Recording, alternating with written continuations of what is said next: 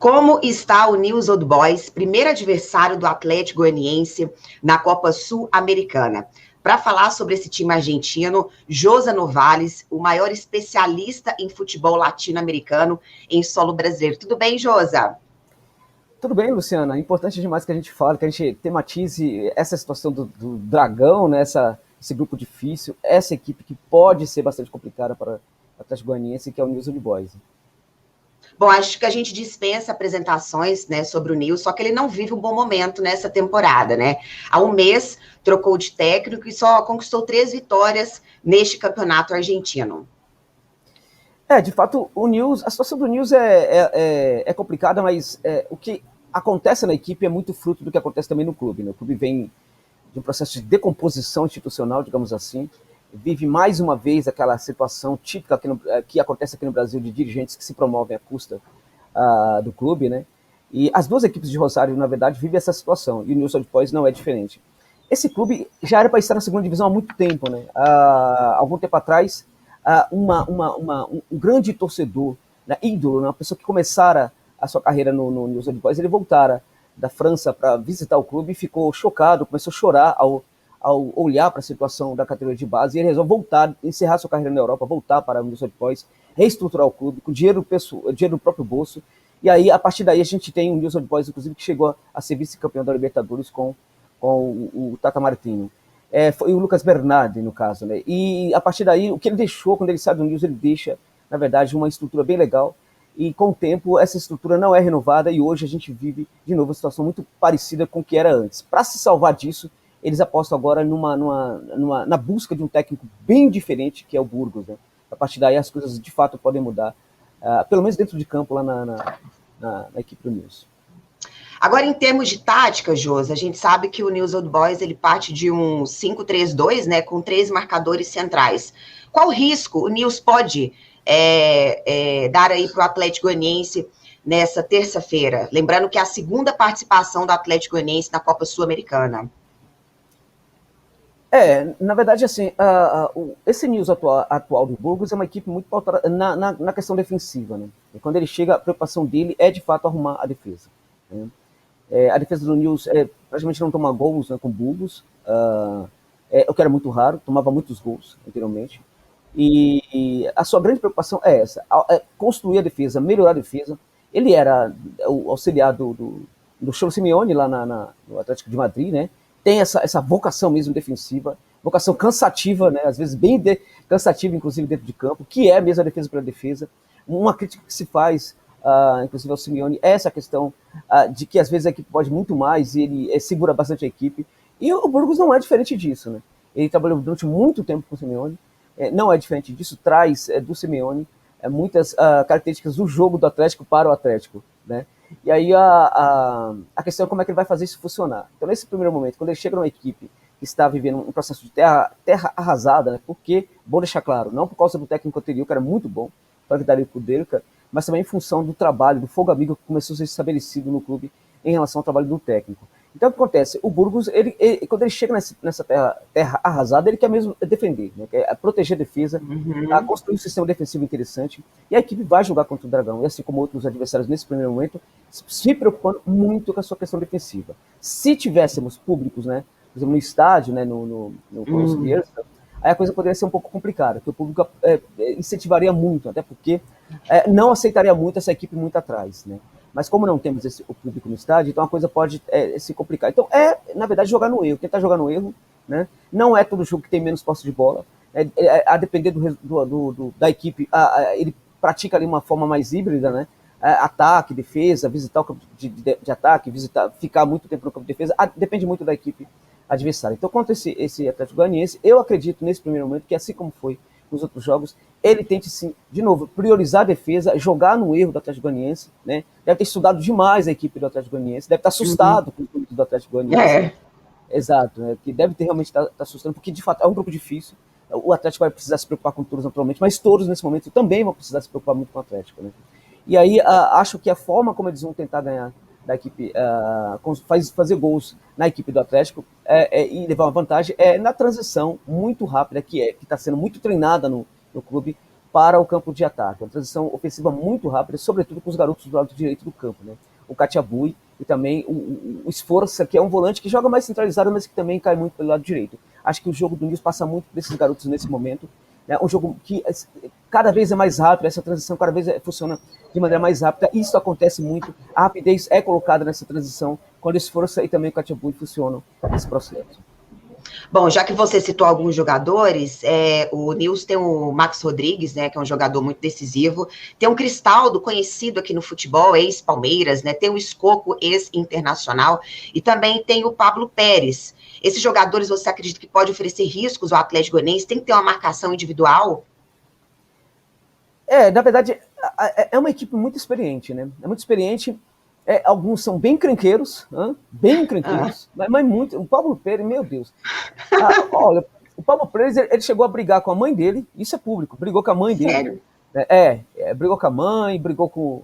Ele briga com todo mundo. Ele é um grande encrenqueiro. Quando ele estava no River, ele era um jogador muito importante pro River, né? Na última Libertadores que ele participaram com o River, ele teve números fantásticos. Ele era um grande recuperador de bola daquela Libertadores. E a torcida não o suportava. É impressionante, o serviço que ele prestava para o River era muito bom, de altíssimo nível no sentido de recuperar a bola, até mesmo prestar ali uma contribuição para a saída do jogo, uma contribuição ali para a construção do jogo, embora ele seja, sobretudo, um ladrão de bola, de muita eficiência, né? Mas ninguém suportava ele no River, porque ele brigava com todo mundo. E é que o River era um clube que as coisas não aparecem, mas ele era e ele é assim na sua vida pessoal, é assim no clube, ele certamente era um daqueles que dinamitava bastante o trabalho do Frank Darico dele, cara. Agora, é um jogador interessante, um jogador bom sim, apesar da idade, é um jogador que joga muito duro, provoca, né, um provocador, né, como eu disse, um encrenqueiro, e aí você falou de outros que também são encrenqueiros, né. O Schalke não é esse jogador, não tem essa prática, né? Mas eu acho que ele quando gera encrencas, ele o faz em relação, por exemplo, à defesa, porque quando o jogo dele funciona, quando ele está bem fisicamente, que eu acho que até que não é bem o caso nesse momento, ele pode gerar muitos problemas para a defesa adversária. E o Max Rodrigues é um jogador que é muito oportunista, né? Com o passar do tempo, com a chegada da idade, ele consegue construir, sobretudo, um grande oportunismo no seu jogo. Então, é um jogador que precisa de poucas bolas para conseguir resolver, conseguir decidir.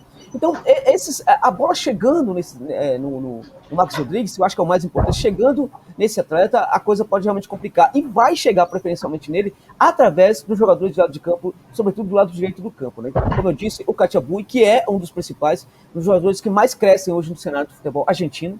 E acho que é um jogador que precisa de muita marcação. A questão do Pérez, sim, ele é um jogador que requer atenção, mas como ele participa pouco da construção, ele vai pouco para o setor de ataque, então nesse caso não precisa tanto. Convém se preocupar com o passe médio e longo dele, que tem eficiência, mas, por exemplo, ele não tem participação ali ofensiva, então não requer neste momento tanta preocupação assim. Agora, convém sim se preocupar muito com a bola chegando no Max Rodrigues, mais com essa bola chegando ou diria, também com essa bola chegando, porque ele é de fato um jogador muito oportunista. Requer muita atenção da defesa do Atlético Goianiense, assim como esses jogadores que eu citei. Um outro que eu acho também que importa, que é interessante citar, é o outro Rodrigues, né, que também está acelerando bastante o jogo pelo lado também direito do campo, está conseguindo, na minha opinião, muita eficiência, sobretudo com a chegada do Burgos. O jogo dele parece que está melhorando cada vez mais, é um jogador que também merece a atenção da equipe do Atlético Goianiense. Para você acha que o time argentino pode conseguir uma vitória jogando em Goiânia ou não? Olha, o News Old Boys, como toda a equipe argentina, ela sempre pretende ganhar dentro e fora de casa, né? Assim, existe um grande respeito, bom deixar claro, para as equipes brasileiras. Esse respeito é estabelecido para quaisquer equipes brasileiras, não é apenas para as equipes mais famosas, né? As equipes que têm maiores títulos e tal. Também é estabelecido em relação, por exemplo, à equipe do Atlético Goianiense. Independente dos resultados da temporada, independente desse começo fulminante do Atlético nessa temporada de 2021. Por quê? Porque é uma equipe brasileira, é representante do futebol brasileiro. Se chegou na competição internacional, é porque tem algo de Brasil nessa equipe, tem algo do futebol brasileiro, e aí no caso que eles pensam do melhor do futebol brasileiro nessa equipe. E por isso, independente da fama dessa equipe, ela merece muito respeito. O Goiás, quando esteve na Sul-Americana, era uma equipe muito estudada por todos os seus adversários, sobretudo os argentinos, né? Então, isso também acontece em relação ao Atlético, né? Muito provavelmente, essa equipe está sendo muito estudada. Agora, eles sempre pensam em vencer dentro e fora de casa. E se essa equipe do Nils realmente conseguir ajustes, né, que ainda precisa desses ajustes, né? A gente tem ali alguns jogadores jovens muito interessantes, temos alguns jogadores experientes que também são importantes, né? Agora, essa equipe precisa de alguns ajustes ali e os jogadores precisam abraçar o técnico Burgos, que na minha opinião é essa a questão do News Old Boys. É muito mais essa questão do que problemas técnicos, e até diria que táticos sim, mas sobretudo menos problema técnico do que quaisquer outras coisas. Com o técnico anterior, o Delica, também havia, esses jogadores estavam lá, estavam presentes, eles também eram jogadores interessantes, já eram interessantes, mas eles aparentemente não queriam jogar, né? Então, neste momento, parece que eles querem jogar. E se de fato isso for uma verdade, a coisa realmente pode complicar, porque temos jogadores jovens interessantes e temos jogadores experientes também. Então, pode vencer o Atlético na Argentina, pode vencer o Atlético também em Goiânia. Assim como o Atlético também pode vencer. Mas sim, o Nils tem essa condição e vai tentar jogar. Em Goiânia vai tentar se fechar, vai tentar dar bola. Ó, toma a bola para vocês, vamos ver o que você consegue fazer. Segundo adversário do Atlético Goianiense é o time chileno Palestino, né? Vai ser a quarta vez que o Palestino participa numa Copa Sul-Americana, e o seu melhor desempenho foi em 2016, quando foi eliminado pelo San Lorenzo nas quartas de final. Como que esse time joga, Josa? O Palestino é uma equipe muito dura, né? Uma equipe muito... essa temporada, nos 4 jogos do Campeonato Chileno, ainda não está muito bem, né, digamos assim, mas é como se eles demorassem um pouquinho mesmo. O curioso dessa equipe é que é uma equipe muito velha, sabe? Na média de idade, são jogadores muito veteranos, né? Curiosamente, tem 2 jogadores ali de lado, que são 2 laterais, um nem sempre joga, que é o direito, que é um lateral muito interessante, tem 22 anos, se não me engano, e ele é um jogador muito rápido, consegue fazer a ida, né, para o campo de ataque e também a recomposição com muita eficiência, mas ele não é um jogador que está indo para o campo durante todas as partidas, na maioria dos jogos. E no outro lado também tem um jogador que está entrando cada vez mais, daqui a pouco me lembro do nome dele, que também é um jogador interessante, um jogador bem rápido e melhor até do que o lateral pela direita. São os 2 jogadores jovens da equipe. O resto é tudo jogador, você fica impressionado, tem jogador de 29 anos, 37 anos, 30 e não sei quantos anos, 49 anos, 50, é impressionante, né? E não é assim de hoje, é assim de muito tempo. E ao mesmo tempo, a gente vê um padrão competitivo nessa equipe do Palestino que se repete há muitas temporadas, né? Então, a gente percebe, na verdade, que esse lateral pela esquerda é o Messina, né? A Messina é o lateral pela direita, na verdade, e pela esquerda é o Nicolas Beraldo, né? São 2 laterais legais. O Beraldo, na minha opinião, está acima, inclusive, do Messina. São 2 jogadores que merecem a atenção, até mesmo das equipes brasileiras, que podem crescer bastante no futebol sul-americano, no cenário do futebol sul-americano. Mas esse Palestino é uma equipe, como eu disse, de jogadores muito experientes, né? Tem o Jimenez, que é o cara que trabalha ali pelo centro do campo, né? Ele faz muito bem a condução, né? É o capitão, faz muito bem a condução pelo corredor central. Ao mesmo tempo também ele se apresenta como atacante muitas vezes ali dentro da área. Pisa muito bem, com muita eficiência dentro da área. É um jogador que requer muita preocupação da defesa, no caso da defesa do Atlético Goianiense, né? Então, é uma equipe experiente, uma equipe de muita idade, mas tem uma intensidade impressionante. Aliás, nessas primeiras partidas do Campeonato Chileno, a gente não viu muito essa intensidade. Tomara que continue assim, né? Porque a intensidade no jogo, ela é frequente tem sido assim em todas as temporadas, independente do técnico que está comandando a equipe do banco de reservas. Nesse momento é o José Luis Cera, né, aquele que trabalhou aqui em São Paulo, na equipe do São Paulo, foi um jogador importante do São Paulo. Ele é um técnico, inclusive, que gosta de linha mais da Argentina, né, de linha mais bielcista, gosta de um jogo de posse de bola. Quando ele chega no Palestino, ele vai se adaptando um pouquinho, que o Palestino não tem sido essa equipe, né? É uma equipe que, a depender do adversário, trabalha bastante no campo de defesa desses adversários, gosta de trabalhar ali, forçando bastante, prendendo a defesa ali bem dentro da área, a depender do adversário, gosta também desse jogo de transição, jogo de proteção no primeiro campo e saída para o contragolpe. Então, ele chega nessa equipe e ele vai se adaptando, ele se adapta. Então a equipe, às vezes, tem uma posse maior do que os adversários, às vezes tem uma posse menor, mas o mais importante, uma coisa que eu sempre tenho visto nesse Palestino, das últimas 5 temporadas, foco também do que é o Palestino hoje como clube, que é muito organizado e tal, é o foco, né, dos jogadores dentro de campo. Isso impressiona demais. Eles não perdem o foco durante nenhum minuto dos 90 minutos da partida. No começo do jogo é assim, no final do jogo é da mesma maneira. Muito foco, um foco que é, na verdade, canalizado, sobretudo, para os possíveis erros que os adversários deixam dentro de campo. Então é um time que joga no erro, mas é um time também que sabe construir, é um time que tem esse jogo de proteger o campo e saber trabalhar nos erros do adversário, é um time que também sabe trabalhar lá no campo de ataque dos adversários, no campo de defesa dos adversários, prendendo-o ali dentro da sua área preferencialmente e esperando ali uma oportunidade para achar o homem livre e o arremate para o gol dos adversários. É uma equipe muito perigosa, muito forte defensivamente, muito bom nesse quesito de ir para o campo de ataque também, essa transição também é muito boa. É uma equipe dificílima de ser batida, tanto dentro de casa quanto fora de casa. Agora, Josi, vamos falar do Libertad, o time paraguaio, né, o terceiro adversário do Atlético Goianiense, tem um conhecido, o goleiro Martins Silva, ex-Vasco, e sempre está presente, né, nas competições continentais, mas nunca foi campeão sul-americano. O Libertad nunca foi campeão sul-americano, contudo é um clube até muito respeitado, cada vez mais respeitado ali no cenário paraguai. Muita gente não gosta do Libertad lá no Paraguai, né? Tem vários processos ali estranhos ali no Libertad, tem um lance também de canteira ali no Libertad, tem tanta coisa esquisita nesse clube que daria aqui uma live só sobre esse assunto, então nem vale a pena. Agora... Depois a gente faz outra sobre isso. Pois é. Agora, é uma equipe que tem uma torcida muito pequena e não está preocupada em ter torcida maior, e eles estão projetando sim para ganhar num certo momento, conseguir um título sul-americano. Eu imaginava, Luciana, que essa equipe passaria da fase prévia da Libertadores e iria para a fase de grupo, né? Porque para mim o Libertad é a melhor equipe hoje do futebol paraguaio. Na minha opinião, ele entra nessa Sul-Americana em tese como o favorito desse grupo e favorito inclusive para conquistar a Copa Sul-Americana. Então realmente é uma equipe... Nossa, então para você o Libertad é o favorito desse grupo? Olha, a despeito do que eu vejo do Nils uma equipe muito que deve complicar bastante o jogo para seus adversários, né? E também o Atlético Goianiense, que é uma equipe que também vai ser complicadíssima para qualquer adversário.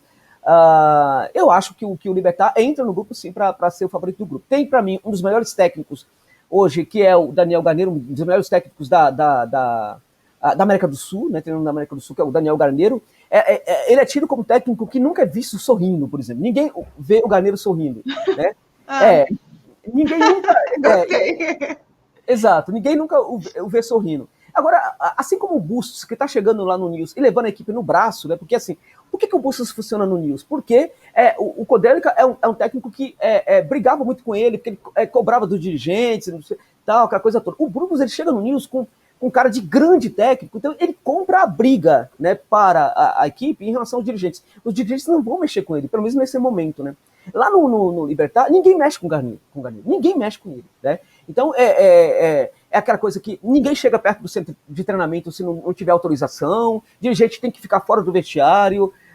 Ele foi derrubado no Olímpia, inclusive, por causa disso, porque os dirigentes do Olímpia não aceitavam isso. Eles não podiam ir no vestiário, eles não podiam ir no centro de treinamento, ver a equipe treinar, era mais ou menos assim. É um cara muito mal-humorado, que o tempo inteiro está pensando em futebol. Quando todo mundo olha para a cara dele, que nunca sorri, né, ali na área técnica, reservada ao treinador, ele está sempre sério, está sempre pensando no jogo, está sempre olhando para o jogo, identificando ali falhas da sua equipe para tentar corrigir. E é um técnico que tem, sim, essa grande qualidade de corrigir os problemas da sua equipe durante o jogo a partir das suas orientações. Então o Garneiro é um técnico acima da média e acho que ele coloca esse Libertad como uma das grandes equipes hoje dessa Copa Sul-Americana.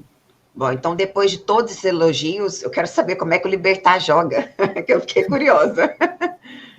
Então, o Libertad, ele joga, ele geralmente varia um pouco o esquema de 4-4-2 para